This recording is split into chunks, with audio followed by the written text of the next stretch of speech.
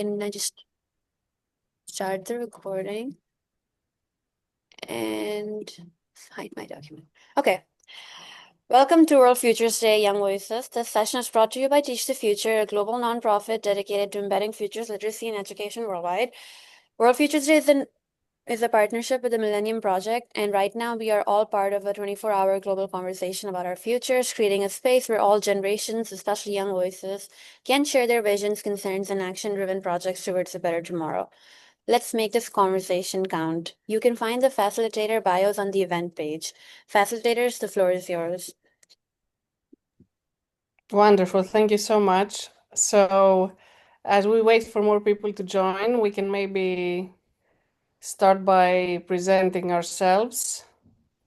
We have a small group, but maybe that's better for a more intimate conversation. So it's the three of us. It's me, Katarina from Greece, Agnes from Ghana, and Samuel from Nigeria. Our topic, as you already know, is the future of learning. And I will first present Agnes, who is the founder and executive director of Buoyant Future Foundation, empowering young Africans through education, mentorship, and digital literacy. She's the Gomoa West District Secretary for Camp Fed Association in Ghana. Thank you, Agnes, for this wonderful collaboration for this workshop. And now Samuel Matemilola is a youth leader and Sustainable Development Goals torchbearer. He's the current West African director at SDG Youth Connect and the only Black man on the Young Voices Council at Teach the Futures. Congratulations, Samuel, and lovely to meet you and work with you here. I am Katarina. As I said, I'm from Athens, Greece. I work in the public sector for many years. And I have been trying to promote sustainable development as well as futures literacy and overall the future generations agenda in Greece, especially in the last few years. So it's wonderful to be here. And today, all three of us have converged our ideas and priorities into the topic, the future of learning. And we have came up with the following description, which is the following. Can we see the slides? Samuel, can you start the slides if possible? Or if you cannot, maybe I will try to. Samuel had some electricity issues earlier, so maybe this is still the case. Hi, Katrina. I'm showing the slides, but can you see it? Great. I haven't seen it. It hasn't started yet, but it should. Perfect. Can you go into the initial one where we describe the topic? Great. Perfect. So today we converge at the intersection of mental health and futures literacy to transform classrooms into design labs for peace. By addressing the secret emotions that act as individual barriers to learning, we create the psychological safety necessary for radical imaginations. Participants will move beyond functional literacy to embrace futures literacy, utilizing soft power and the SDG 4 framework to transition from a theoretical Pax Futura to practical global diplomacy. Through curiosity-driven play and community-led inquiry, we want to empower the next generation, not just to survive the future, but to architect it. So given the recent developments, we all know that our topic is spot on and is extremely timely to dive into this agenda. Next slide, please.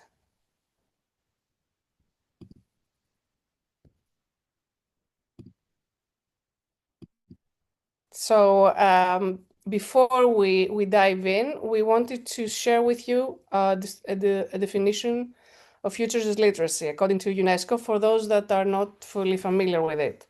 So futures literacy is a capability. It is a skill that allows people to better understand the role of the future in what they see and do. Being futures literate empowers the imagination, enhances our ability to prepare, recover, and invent as changes occur. The term futures literacy mimics the idea of reading and writing literacy because it's a skill that everyone can and should acquire. It's also a skill that is within everyone's reach. people can become more skilled at using the future and more futures later because of two facts. One is that the future does not yet exist, it can only be imagined. And two is that humans have the ability to imagine. As a result, we as humans are able to learn to imagine the future for different reasons and in different ways, thereby becoming more futures literate. So our team, in our brief collaboration before this event, brought three different lenses into this discussion. First, we will start with Agnes' lens, which is about mental health. And actually, addressing mental health of students is a prerequisite for the discussion that will follow. So now I'm passing the torch to Agnes for her presentation. Thank you very much, Katarina, for the wonderful introduction and then the overview. So Samuel, can we move to the next slide on mental health?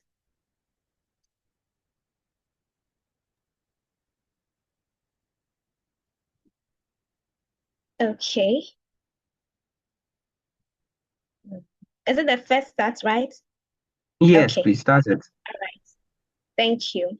Yes, so we are going to dive into mental health. So mental health is one of the forgone thing that most people don't give attention to when it comes to education. They don't really check it out to see if students are really mentally well to be able to focus to increase their performance in academics.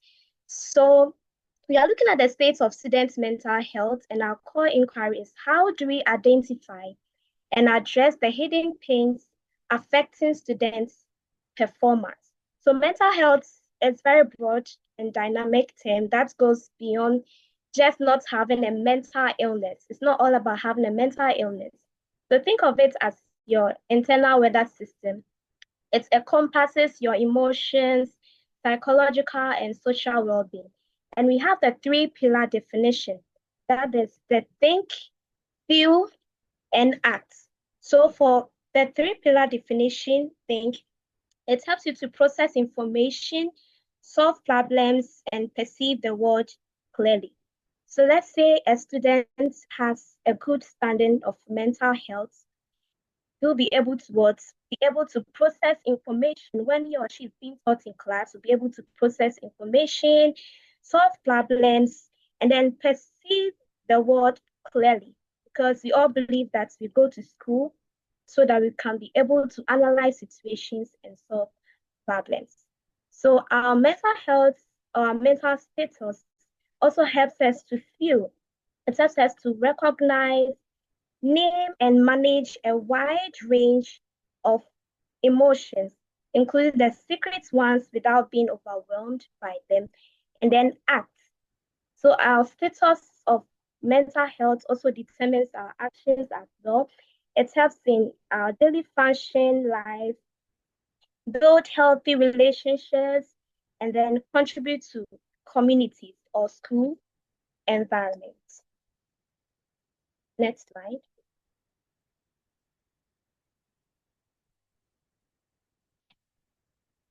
Next slide, Samuel.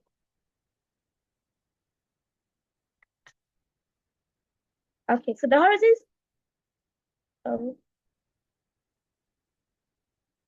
Please go back. Sorry. Yeah, I think my network is lagging, but can you say this? Yes, I can see it. Thank you. I Okay, think so I the am at the horizon of origin. mental health. So that is a research. So in this 2020 contest, we are navigating an era of permanent volatility. And then data shows that 60% of students report hidden anxiety that doesn't always show up behavioral issues.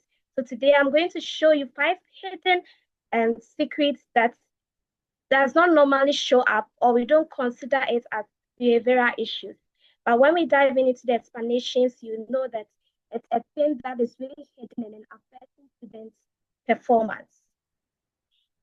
And the performance paradox in research shows that high achieving students are often the most adept at masking secret emotions until burnout occurs. So this will fall under effortless fallacy, fallacy and the 5 hidden secret emotions. When we get there, you get to understand. And then the gap, traditional schools measure outputs. That is great. Future thinking schools must measure inputs, emotional well-being, because human beings are very, very important. So before you check someone's performance, first of all, it should be on the emotional well-being of the person, because that would determine how functional or the person will be or how the person will perform than focusing on the efforts or the grades that the person is showing. So next slide. So defining secret emotions. So what are secret emotions? Feelings that students hide to meet societal, parental, or academic expectations. And some of the common examples are imposter syndrome, thinking that you don't belong here despite your grades, or you are coming from a poor background, so you don't have high self-esteem to stand in front of people to do public speaking, share ideas, or you're from a poor background, you didn't go to this high school, so your knowledge is shallow, you cannot express yourself better. Those signs are imposter syndrome, having doubts for yourself. And then echo anxiety, fear of a collapsing future.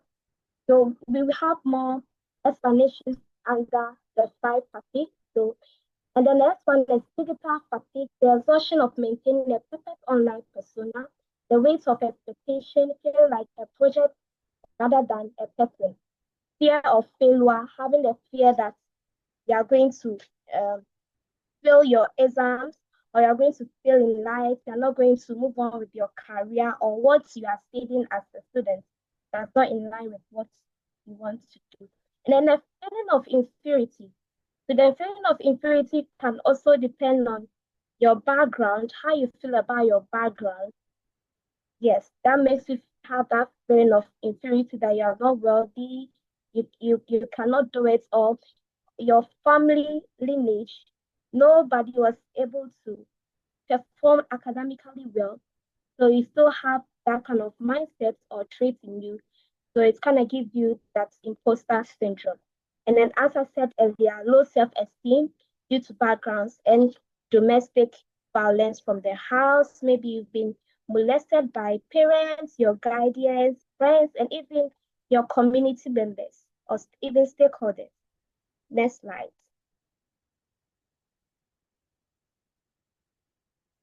Yes, so the 5 top hidden emotions. These are very common. They are very hidden. It's common because it's something that happens and they are hidden because we don't really see or really recognize it as behavioral issues. So this is digital masking, the perfect persona fatigue.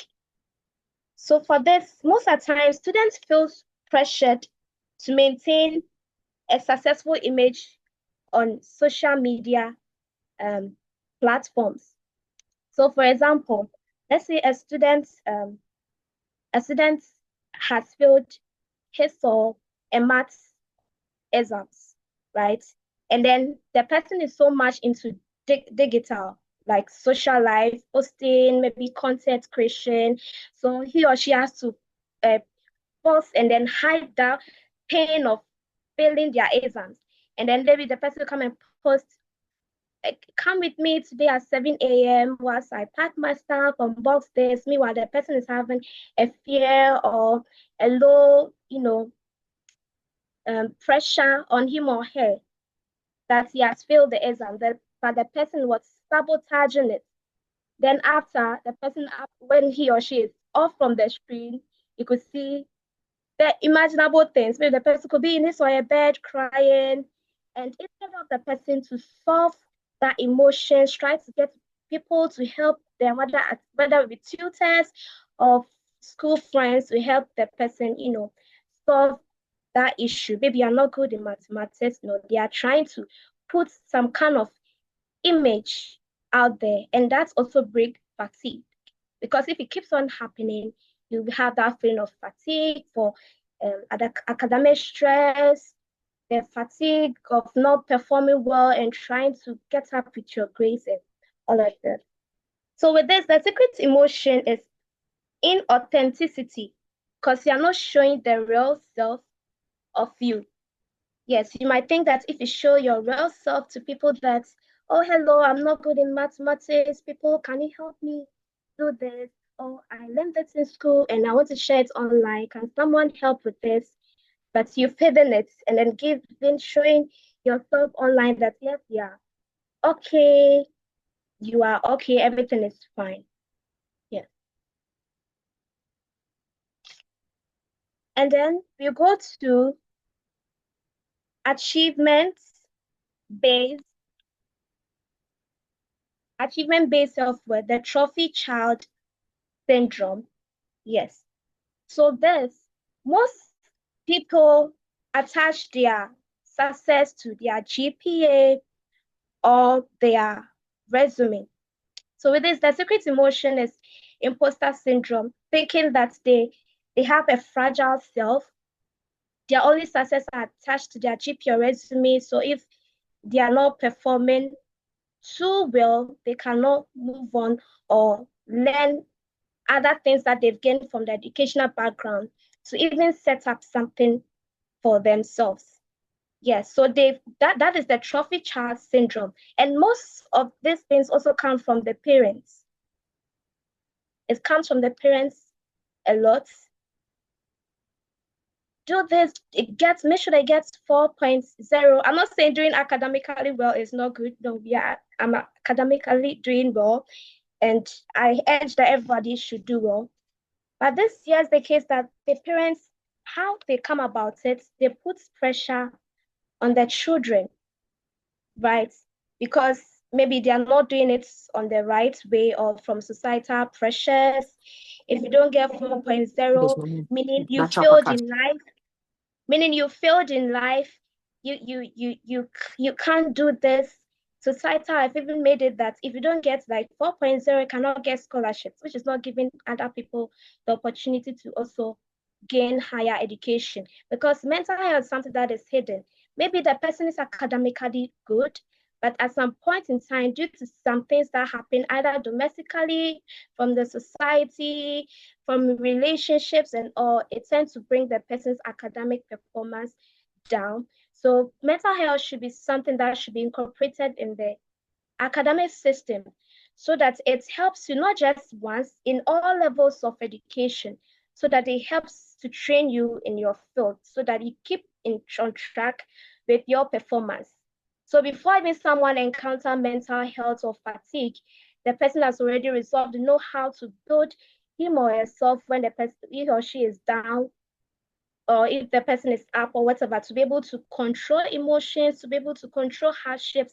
Hardships is inevitable. That's one thing you should know. The fact that maybe there will be incorporation of mental health in the school, definitely one way or the other, there will be hardship. But incorporating it will give you that confidence, give you that knowledge, that power to be able to navigate your way throughout, even when you are in the storms. Maybe you are going through some hardship through relationship, domestic violence and all. You know how to, approach it so that you don't eventually lose yourself, because you might not perform, and which shouldn't be the case. Because I don't think these days people will say, oh, you had a relationship problem, someone beat you in the house, so we'll give you A. No, or we give you grade A, or we give you grade B. No, it all depends on your performance. So it's something that is very important for your performance and for your health as young people or futures that are, about learning or they are learning, or even for the future of the next generation as well. So when parents or young people are being forced to or when society gives that notion that your GPA is attached to your success in life, the pressure, some of the secret emotion that comes with the imposter syndrome, and then a fragile self that breaks at the first sign of a B grade. And then the impact is hard, the high functioning anxiety, where a student looks successful, but is internally spiraling. And one thing dangerous about those hidden secret emotions is that someone might be going through a very hardship and, sorry to say, a very crazy emotional stress, but it's not showing because you cannot see what's going on in the person's head. That's why it's hidden. Mostly you cannot see. So it's very dangerous. So if you'll be there and then you'll be wondering, oh, this student has committed suicide. What happened to the student? But she was functioning so well. She was energetic. But deep down, you don't know what is going on. It's a very hidden secret emotions that we should create an advocacy and awareness, engage students, not only students, because teachers are also to be involved in this. Because sometimes too, their emotional stress, their emotional fatigue also causes by relationship with people, our students, our stakeholders, parents, guardians, and all. They should know because if you are affected with this, it might also affect someone else because the person also has to leave what he or she is thinking about to attend to you and all.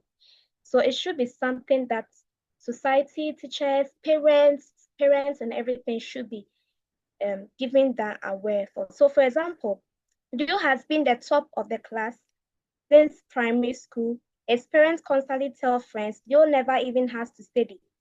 He's a natural genius. And then the hidden pain is actually struggling maybe with the physics model instead of asking for a tutor, which would break his genius image. He stays up until 3 a.m. crying in frustration. Oh, this person is blah, this person is very intelligent. I don't know, maybe one or two things. He or she is struggling with one or two courses, and you don't know how much he has to spend, how much time he or she has to spend on learning to even be able to get one line of a certain topic. Yeah. And then the third one. Agnes, sorry, but just be mindful of time so we have time for discussion afterwards, okay? So a few more Okay, minutes and then we pass on to Samuel. Okay, so I'll quicken up. And then the third one is eco anxiety and then future dread. So eco anxiety, so let's say as the climate change and AI-driven job displacements become daily headlines, students carry a heavy existential weight about whether the future they are studying for will even exist. So right now we know that AI and then climate change are really running very fast, and people are even trying to switch to technology and AI. No, we are not saying that technology is bad. Technology, climate is good, and we should focus on them. But let's say right now you are studying home economics, food science, or you are studying how to write. The rise of AI and then climate change is just an influence from people who are into those fields and sectors. So if you feel that those fields are rising, you as students, you should come with your creativity, with whatever subject that you are learning in school, let's say writing, you should also come with the creativity to show why people should also engage in writing. And this is not for competition, but for collaboration. Because if AI is right, technology is writing, and then we don't get storytellers to write about what technology is, how technology can be creative and this, meaning AI can also not be, move forward. Because definitely if you're posting about technology, there should be publications of what technology is about, what the new intervention that have come up and all of that. So this is not to leave what you are studying right now, or else it will give you the anticipatory grief that, oh, what I'm learning, meaning in the future and the next 2 years, they said AI will take over. So what I'm learning, it will not make sense in the future for me. And it brings some kind of fear. And then the fourth one, social isolation. So even though we are hyper connected in the world, many students might have the confidence, but not the confidence. Some people mistaking maybe just people that they are talking to, unless they are acquaintances as their friends, thinking that maybe if they ask for help, they wouldn't what help. So most people, they tend not to go for even group group discussions. I was thinking that maybe people might not help, or maybe, can you help me with this? They have the feeling that there'll be disturbance. So most people don't go, and then they term it as what? Laziness. That is social isolation. You're having an inferiority, you're having the doubt that people will turn down your request. And so you isolate yourself, even though you are struggling with the mathematics, English, French, or whatever topic that you're learning in school. So that is also an secret, hidden or secret emotion. And then the effortless fallacy. So the effortless fallacy also deals with, let's say, an academic person who is doing so well and he in his or academics. And most of the times they think that, hold on, I wrote this point.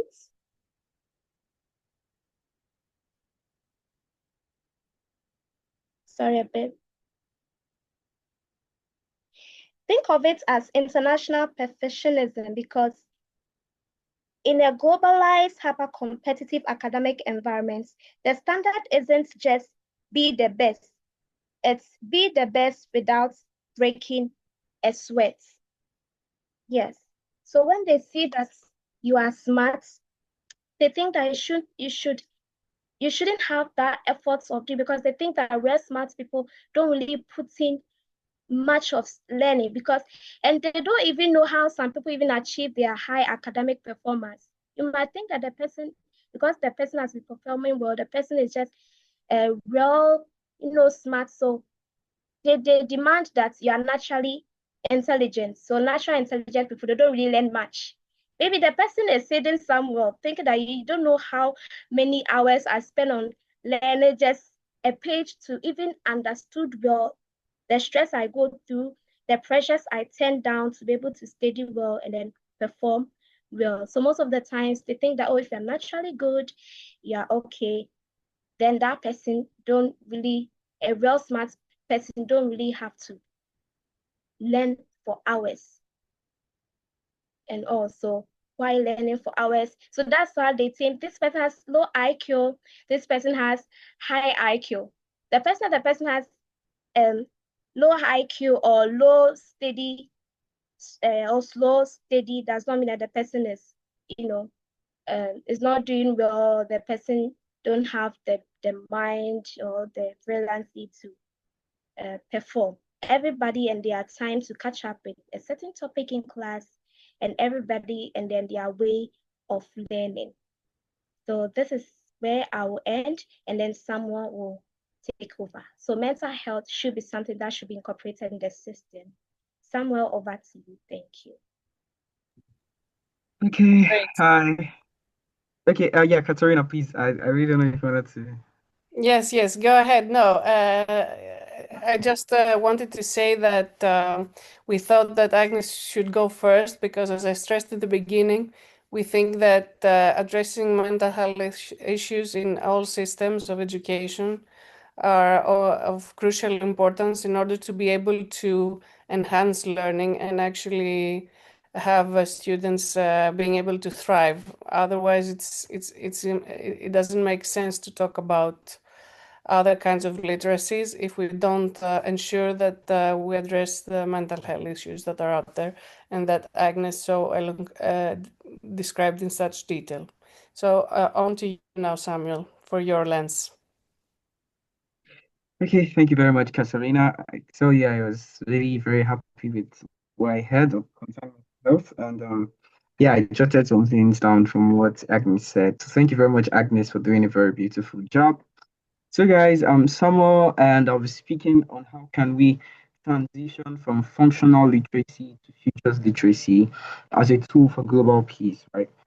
So yeah, today we are shifting our perspective from functional literacy, and we all know what functional literacy means: the ability to read, operate in the world as it is to futures literacy, a transformative skill that allows us to. Oh my God, battery is quite low. That allows us to use the future as a tool to innovate the present. While Sustainable Development Goal 4 I'm sure we all, one time or the other, should have heard about the Sustainable Development Goals. That's the goals that the United Nations will achieve in all countries by 2030. And we understand that Goal 4 is practically quality education, which traditionally focuses on access to schooling, meaning the target 4.7 part of Goal 4 specifically calls for education that promotes a culture of peace and global citizenship, right? To achieve this, we must stop treating the future as a distant destination we are victims of and start treating it as a muscle we exercise to build resilience. We start by imagining diverse, non-conflict driven futures. We break the cycle of reacting to past traumas and start designing proactive systems for global stability.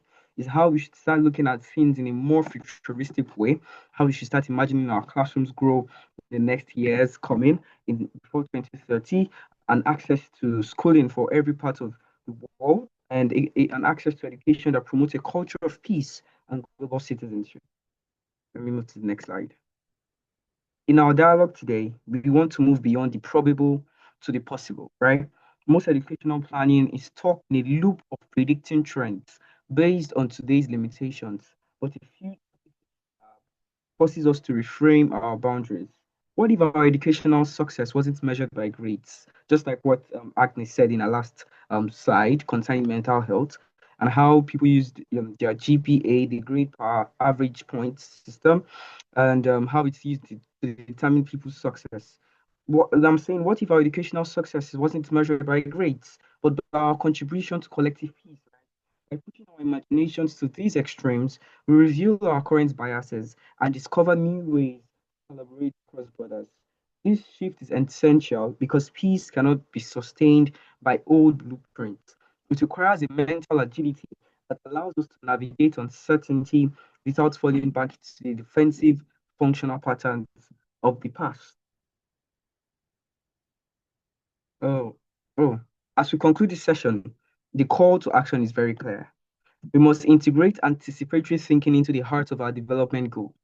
Transitioning to futures literacy means empowering every youth in Accra, in Lagos, in Dakar, in Cape Town, in Addis Ababa, across Africa, across Europe, across America.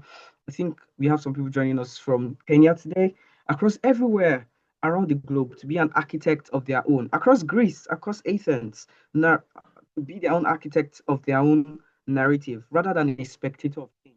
When we change how we use the future, we change how we behave in the present, moving from competition to co-creation. I want to tell everyone on this call that we should start becoming change makers right now. To commit to a future, a conscious resource for peace, ensuring that our legacy is not just what we're taught in the world to read, but that we taught the world to dream and design a life for living together. And it's time to start from moving from the probable to the possible. And to everyone hearing right now, we can start being future leaders. We can start being futuristic thinking now should be in part of every day of our activities concerning education as well. And I want to thank you guys. And I want to say, as I hand over to Katarina, I want to say we all should be best futurists. And I wish and I congratulate you all because I know when you leave this Thanks, session, Samuel. It was a very important statement that you shared with us. And that also you ideas in the form of questions to feature my own thoughts about the future of learning, which is more about empowering the future citizens through learning to be able to activate their agency and act collectively towards the futures they want to see happening. So before we start using our mirror board, or I can take some notes in there if you don't want to access it, I will share here some questions that we put together as like challenges for further thinking. So how can we strengthen our civic literacy and activate our agency as citizens of the future? How can we offer this transition to current students? How can we level up our collective capacity towards imagining and shaping citizen engagement and inclusive governance for generations to come. How can we co-design together plausible futures, identify preferred outcomes, and surface pathways for inclusive and cross-generational decision-making? What futures are we steering toward, and who should have the power to influence them? Which signals, risks, and opportunities should matter for all communities? How can diverse and intergenerational voices co-shape and co-create policy priorities? What shared rituals and narratives can foster trust and democratic resilience? So these are some questions that we have been pondered on, and let's start our conversation. For those of you who are with us, we also shared the mirror board. I can share it here so we can all see it. And please, Agnes and Samuel, take the floor and kick off the conversation with our friends here. Maybe you know some of them who are with us. Okay. Okay, let me take over. Then someone will come in. So the questions: how can we strengthen our civic literacy and activate our agency as citizens of the future? Please, have you all logged in the mirror board?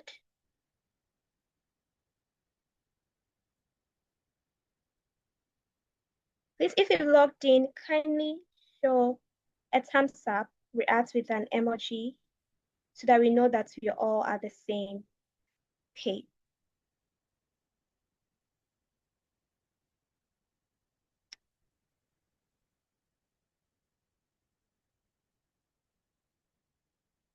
Can you all hear me?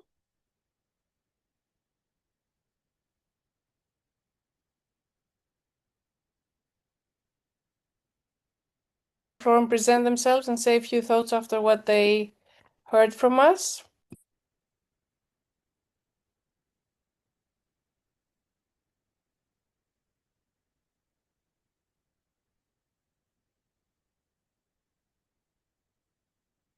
So we have Agatha, Katarina, Jave, Chimzi, Ethan, Julian, Mary, and and Mary. So can you share what you've heard from us, your question, or you can answer any of the provided questions, what you think, anything to add, anything to clarify on? Okay, Katarina Chave, yeah. Please, Hello. I'm 17. I'm from Brazil, and I just want to say this reunion is really good to me, and I agree of your ask. I'm not so much good in Portuguese, so I have in English, so I have difficulty. But I really want to say this reunion is really important, and I know I have new views to my project and to my life and my future. So thank you so much. Wow, Perfect. great. That's perfect. Would you like to talk to us about your project briefly, Katarina, so we know what are you up to in Brazil right now? Yes, I can. In Brazil, I share maps on my social medias, and I have the objective to better the maths in Brazil. You can understand? Like maths in Brazil is a really bad material, and so much people have difficulties in this material. And I want to make this more easily, and I want to make more people and more black girls. I'm a black girls when understand this material, and this is my project. I can pass my Instagram in the chat. Yes, please do. Wonderful, very interesting, and very important work. So if you want, you can share some info in the chat and also leave us with your contact details if you want to stay in touch, because it's really wonderful to learn about your work there. Thank you so much, and thank you for the room. Wonderful. Anyone else who would like to come in and say hi and a few comments or ideas?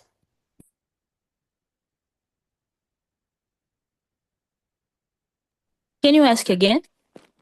Yeah. Hi, Alia. I saw briefly Alia turning on her camera. Nice to have you here. Where